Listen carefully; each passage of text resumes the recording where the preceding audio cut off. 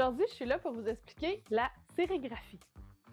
La sérigraphie, c'est une technique de décoration qu'on utilise beaucoup. De la manière que c'est fait, c'est comme un carrousel, il y a comme 6 cadres, puis le logo est imprimé une couleur à la fois, c'est de l'encre.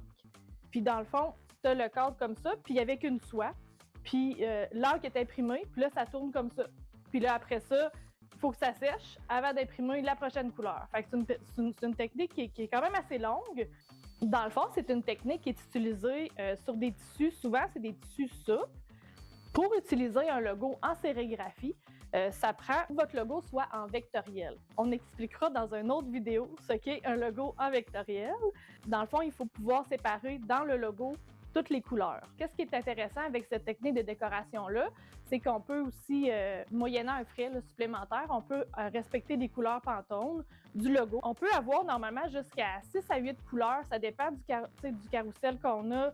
Il y a plusieurs types de sérigraphie, par exemple, sérigraphie métallique, sérigraphie qui brille dans le noir, il y a sérigraphie puff. Il y a aussi des dégradés qu'on peut faire, tout dépendamment du logo. La dimension du logo n'a pas vraiment d'importance non plus dans le prix. C'est une technique de décoration qui est vraiment basée par rapport au nombre de couleurs.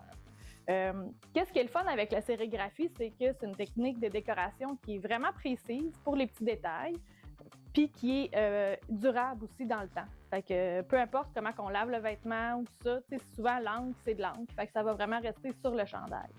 Voilà, vous en savez plus sur la sérigraphie maintenant.